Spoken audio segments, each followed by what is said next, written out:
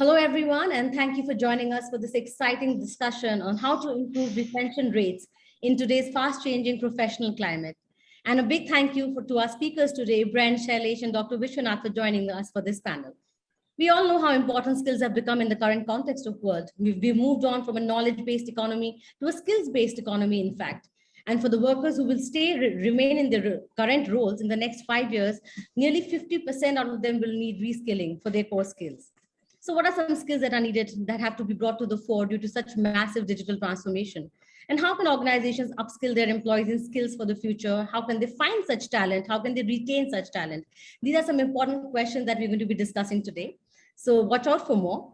And I'd like to begin my discussion already. And I'd like to ask all our speakers today my first question, and this is very, very relevant for today. Is selecting the right people enough? What should the management do beyond this and to keep employees engaged and retain them? Very critical in today's times. While you might hire the right people, is it enough to keep them engaged and retain them? So Shailesh, I would like to start with you first. Thanks, Yasmin. It's a pleasure to be here with you. I think, hiring the right people, hiring great people is a good start, but it is not enough. I think when we make a beginning with the right ingredients by getting right people, it's a good positive way to align things. But clearly, there's a need to add on and do a lot more. And I can reflect on the journey of an enterprise where organizations mature over a period of time. The journey for a talent for an individual is no different, really. It is baked over a period of time. It takes years. And therefore, for continuous engagement, the ability to keep them motivated also requires to bake this a bit like the enterprise, where you have your ups and downs, you have new turf, you have new constituencies, and you are always continually adding to their learning journey. Personally, the way we work here and my own beliefs are that it is important for an enterprise to, first of all, figure out, having got a person on board, what is it that he or she would want to do in their lifetime, in the journey, with the organization. I think a lot of times, I've seen some great organizations do a terrific job of having supervisors, HR, the overall ecosystem engage extremely well. But I've also seen practices, and quite a few of those as well, where it takes a lot more time and many years for organizations to figure out what does an individual want to do, and how can the enterprise try and bring the two journeys together. So my own take is it's extremely important that early on, for the talent that's brought on board, the enterprise, the function, the supervisor, the human resources function, truly figure out what works for an individual. For example, what works for me, what excites me, what puts me off, and where am I headed? Where is my journey? To which direction? It's sad to figure out a few years later that an individual was headed north and we were driving him south, all that while. And therefore, it's important to get that alignment first. And is this journey, cast in stone? Certainly not. I think these are journeys that are intertwined, journeys that evolve over a period of time. So they are, flexible, and it's important to understand that is a key ingredient to engaging employees well, to engaging talent well. So I think if organizations can make that effort, and there are different ways of making that happen. This could happen through performance conversations that happen through the year. They could happen at the year-end appraisal process. They could happen in different learning councils. They could happen in coaching and mentoring conversations. They could happen when leaders interact and do town halls and message to the employees. So different ways of really delivering and aligning the two journeys. But I think it's extremely important to really treat the individual in some ways as a customer. And I'm using this custom frame to really bring this clarity that if we don't treat the individual, the talent as client, we could be serving something that may not be the right recipe for the case that we are dealing with. So it's extremely important to I have found that extremely powerful over years, and in cases where we have got that right, I think engagement that we witness is of a very, very high order. And obviously it's a give and a take, in terms of inputs, and this journey evolves. I find it extremely powerful. So I would say this is a good tested, practiced model of really, engaging our key talent. Absolutely great thoughts there, Shailesh. I think I totally agree with you that it is time to treat your employees like customers and create employee experiences which are like customer experiences. That's very important. And aligning their aspirations, their goals. How do you align them to the organization's goal and vision and create that career path for them? Very important. If you want to, engage them, motivate them, that's how you need to understand them. As they say, you have to listen, not just listen, but act on it also. So thanks for sharing that. Brent, what are your thoughts on that? Is just hiring the right people enough? How do we keep them engaged? Well, I think we're looking at this the wrong way. It's we're expecting that the talent is someone we're going to select. The problem is that they're selecting us. It's no longer where the employer has the upper hand. There's so many options out there in the market. I can tell you that I saw a recent stat from a company where they said 86% of their candidates said no thanks after they were told there's no flexible work option as far as remote. So they're selecting us as much as we are selecting them. And for those that we do want to attract, it really boils down to three things that I think organizations need to understand to be able to attract the type of people they want, the talent, as well as to keep it. Is the three things are very simple. Those organizations that are flexible, to my point of the 86%, flexible, offer development opportunities, and then can show a career path or a path for growth. Those three things alone are what is really keeping and attracting talent these days. If you're not offering those as an organization, then you're likely going to have trouble attracting talent, but also maintaining and keeping the talent that you have, because it's unlike any time in my career history that I've seen that someone can look for another job. I mean, when you're in an office, it's very awkward if you're going to try and have a phone call or an interview. When you're at home, it's wide open. So we're seeing that. Just look at LinkedIn. In my LinkedIn feed, I see constantly people saying they're leaving their job to another opportunity. So I think it's really upon the organization to look in the mirror and say, how are we going to change in the current market to be flexible, provide development opportunities and a career path for those that we keep?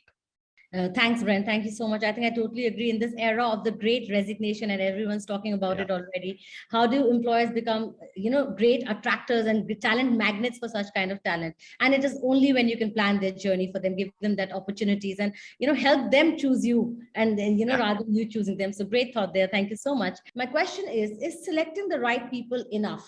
What should the management do beyond this to keep them engaged, to retain them, to keep them motivated? Dr. Vishwanath, would you like to take that one? Yasmin, thank you so much. And at least in my experience, I have learned how significant selection is in terms of an organization's ability to also retain eventually. However, I believe, and I'm now convinced, given what we are seeing around, is that selection is certainly an important first step, but not the end step. I think a significant part of retention today is about, after selecting, how do you really engage them in meaningful ways? And at least from my experience, there are three essential aspects of this engagement. One is, are you creating an inviting workplace for them after they are selected and they have joined? It's not just the selection pitch that I'm talking about, but every day, how do you make it an inviting workplace for your talented people? Therefore, it means, how are you communicating with them? How are you ensuring that they have good work to do? How are you ensuring that they connect with the organization's purpose and vision?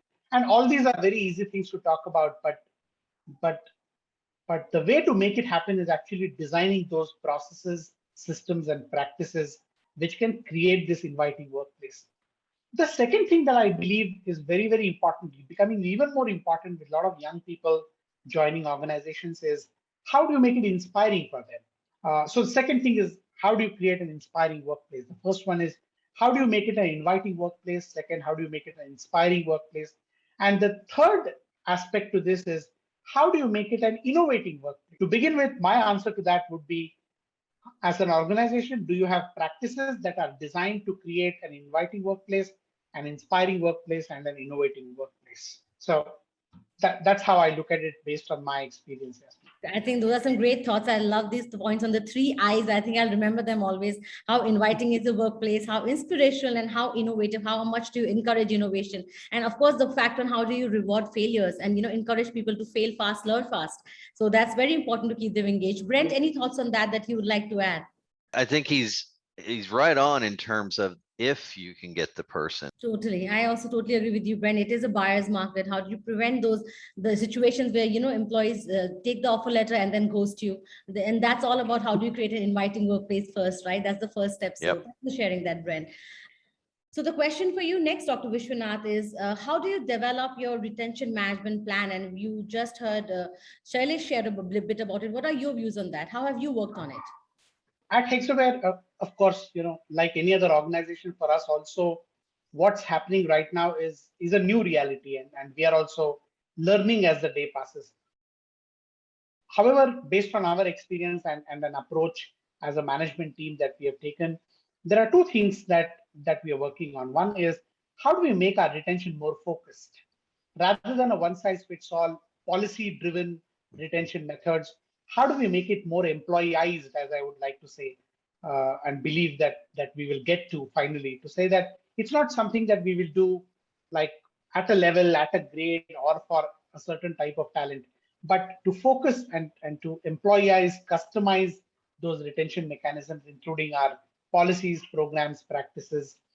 And second is to discipline ourselves to look at retention as a more data-driven, of course, appropriately combined with leadership intuition, but use data, use the trends, use the patterns as a guiding light to our retention programs. So retention for us is about ensuring that there is a disciplined approach, there is a focused approach, and especially I have a 100-member HR team at Hexaware spread across the globe, and we have also kind of told ourselves that retention will require a collaborative effort. I've always believed that people leave for one of the two reasons, and maybe these are also reasons for bad divorces and bad marriages.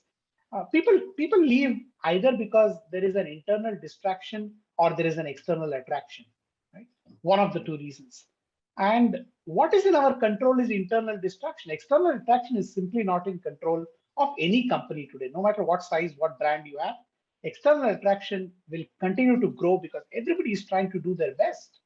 But what you can do as an organization, that's really where we are focusing on, to ensure that we avoid, minimize the internal distractions that get people to look at opportunities outside. That's really my focus and the HR team's focus at Hexaware. I think that's such a great way to put it. I had not heard it before, Dr. Vishwanath, honestly. Internal distraction and external attraction. I think I'll keep this in my mind always. Very interesting. And as you said, it's not about putting a plan or a policy for it. It's about a cumulative effort, a collaborative effort from the entire organization. How do you create yourself and make yourself an attractive employer, and internally also, not just for external employees. So thanks for sharing that. And now it's time for the final question for our discussion today. And I would like all my speakers to address this question. What are some of the best employee retention strategies that have worked for you in the challenging times that we are in? And I'd like you to share one initiative that you probably started in the past 1.5 years, something that you've done differently. So Dr. Vishwanath, can you tell us something about it? I can talk about 2 or 3 that I believe have been significant in the Hexaware context. But let me share with you one idea. And in last 1.5 years, when our major challenge was, how do you continue keeping 20,000 people connected to the organization?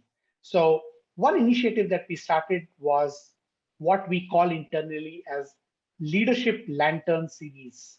And fundamentally, the idea was a well-informed employee is a better engaged and a better connected employee, especially in difficult times when there is so much uncertainty outside, so much of unpredictability, how do we keep people informed and make it a forum where issues are discussed transparently, they are presented with utmost honesty, and of course, seeking out ideas and feedback from people. So I think one retention measure amongst many other small things and big things that we did, I think, was to keep our employees well informed so that they have no doubts in their mind, they have no confusions, and they know exactly what we are doing and why we are doing it. So I believe that's been a significant practice at Hexaware, which has actually helped us retain our talent.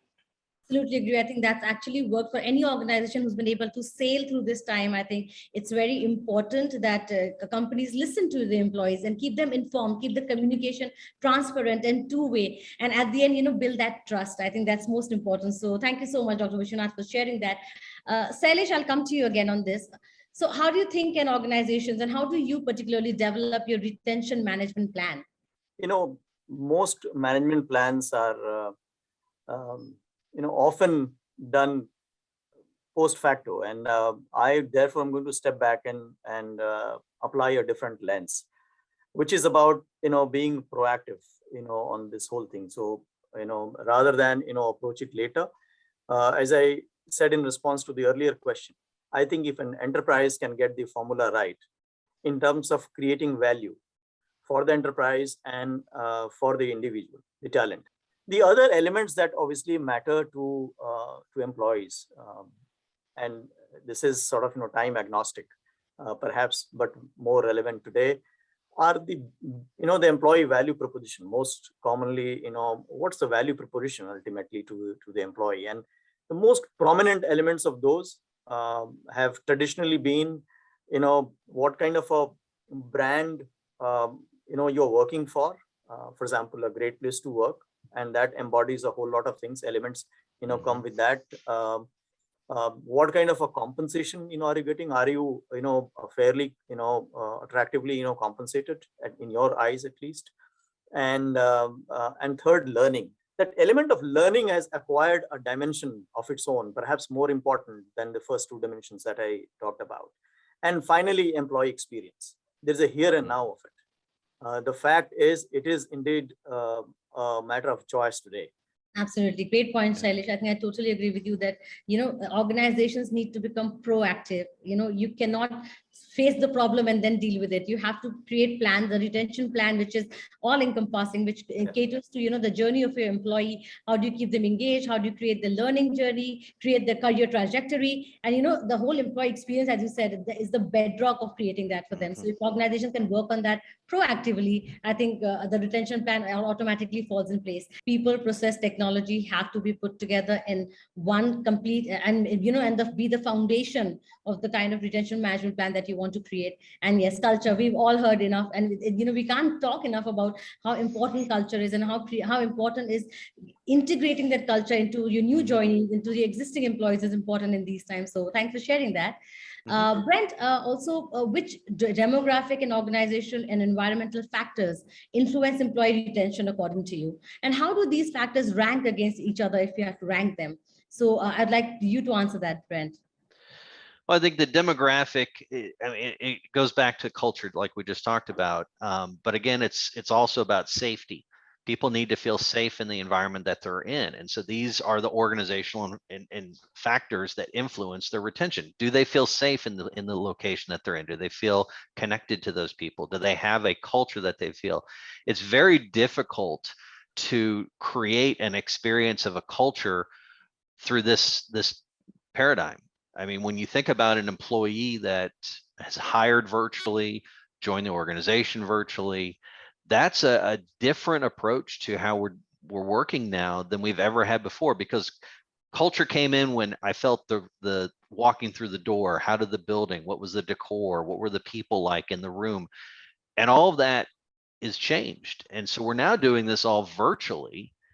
And if we're not finding way, I mean, it's essentially twice the effort to do something through this paradigm than it was before. And I think those that understand that and put the time and the effort in will see the difference.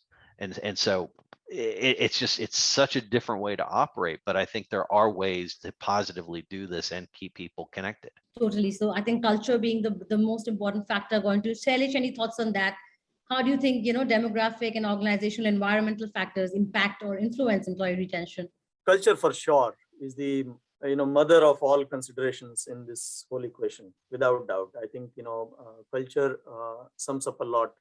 The overall experience, how people behave, how am I treated, how do I feel, I'm made to feel. All of those are extremely relevant. So culture, of course, and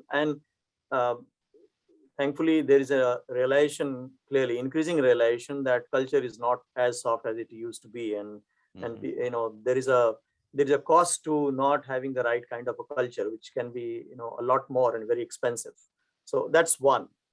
What's interesting alongside that I notice emerge is, and in India, it's a very, and I know internationally there's been much higher sensitivity on this, but in India, I see an emerging theme of diversity and inclusiveness in the organizations. And I think I have found that very powerful. In my earlier stint with GE, General Electric, where I worked for 17, 18 years, and now here in Max Life, in both these, I have, the fact that we have a large portion of our workforce as millennials, that the fact that we have women workforce increasing in number across locations, the fact that there is talent of all hues and of all ages available geographically and otherwise in India, and the fact that there's a chase, there's a race for getting to the talent faster and being able to hire them and then retain them. All of that is making the theme of diversity and inclusivity extremely pertinent. So when we bring someone on board, when we create our facilities, how we treat, include people, those are a lot more powerful today. And no organization that is not responsible on this theme, can disregard this, for long. Clearly our realization. So for us to stay sort of, competitive, stay attractive as an employer, stay as a great place to work, we have found this extremely powerful. And therefore, the need for leadership teams to understand this important element of culture. I want to call this one out, which is becoming extremely powerful in our context, is going to be very, very, very, very important.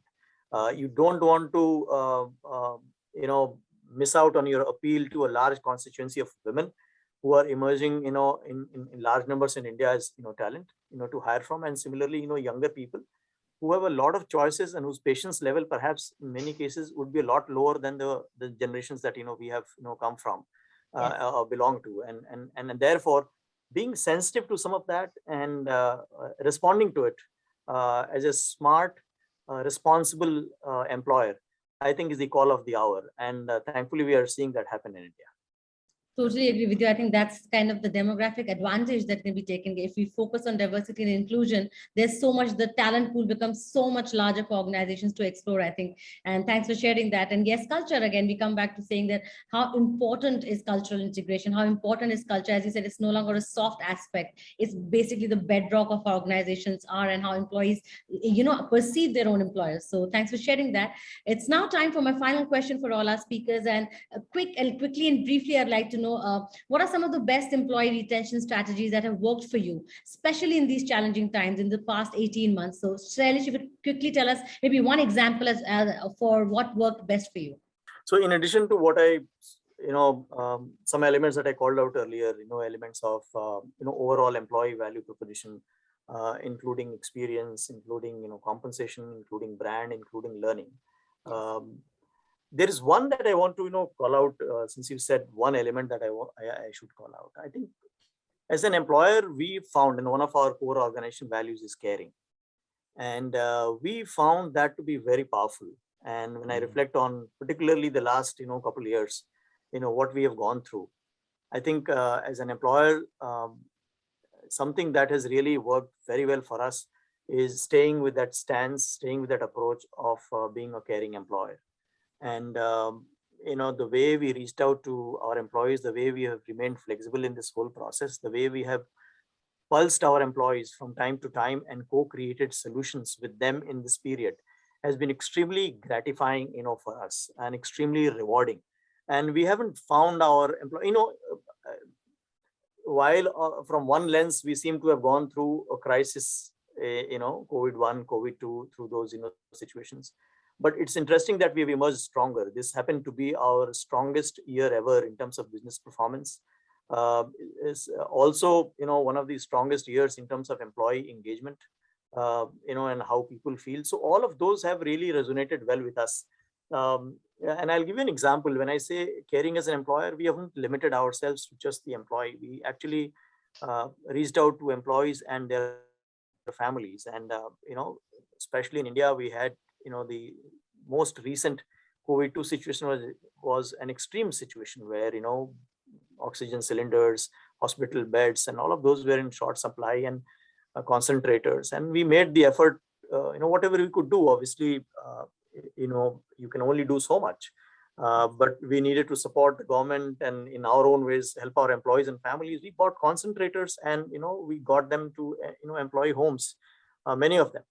And in many cases, we managed to get them hospital beds and other supports. There is one case where a very recent case, one of our employees shared with us, one of our leaders, who and his family, his father and mother, were so touched with our gesture, brushing aside the risks of infection, etc. The way the leadership team, the human resource function, rallied to serve and help them in that hour of need. That post, all of this was sort of taken care of, and things got better. The mother of our leader, employee, she chose to give away her own.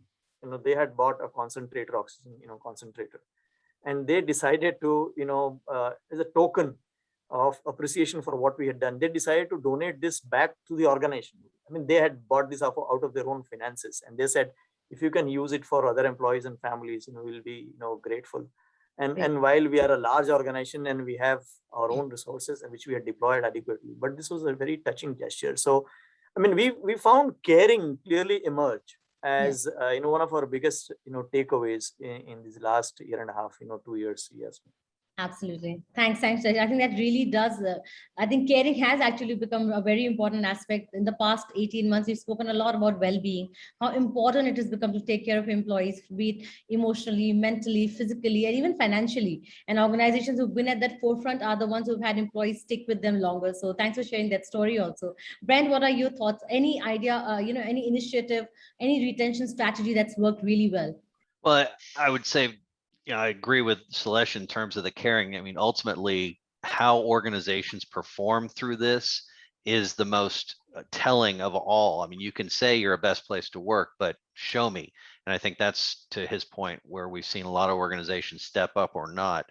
But in terms of the retention strategies, I think ultimately the two things that it comes down to is the experience, the employee experience, and flexibility.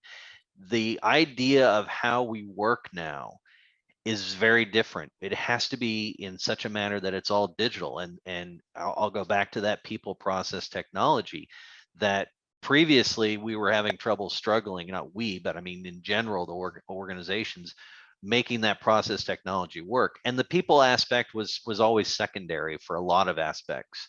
But now when you think about what we've gone through, the caring aspect, the people in that paradigm of people, process, and technology is just as essential as the other two have been. And so when we think about how employees work day to day, are the systems I'm using easily accessible, intuitive, able to be used? Are they even mobile based? Because I may not necessarily be tied to a desk. I may need to be on the road. I may need to be picking up my child or something. So the connectivity, how that experience works with that culture, with that caring, that's, I mean, if you align those components, people will stay. That's your best retention. But when they don't feel cared for, when they don't feel that they have the options, the flexibility, or the experience is just not that great, we've all seen, like I said, the threshold is much lower now, and there are more opportunities out there for people to jump. And if they want to, they'll jump. And so that's where we have to, the bar has been raised on what an organization has to do to keep people. And I think those that recognize that will keep the people, but those that are still thinking pre-2020 are probably going to be in for some tough time. Absolutely agree with you, Brent. I think it is the whole pandemic. I think the only good part about the pandemic was that it really brought the focus back on its people, on people for organizations. Where, as you rightly said, we were focusing more on process and technology, and people were secondary. Now it's become as important as they've come to the core of all the transformation we've seen in the past few years. So thank you for sharing that. On that note, this was all the time we had for this discussion. So thank you so much, Shailesh, Brent, and Dr. Vishwanath for joining us for this discussion. Indeed, in this era of a war for talent, a great resignation, it is about how employers present themselves as the talent magnets, as best employers, by being caring, by having the best culture, by putting process, technology, and people at the same level, and at the end being, help them choose you rather than you choosing them, as our speakers have very rightly said. So thank you once again, everyone, for joining us. It was a great discussion, and look forward to seeing you in other sessions today. So thank you and take care. Bye-bye.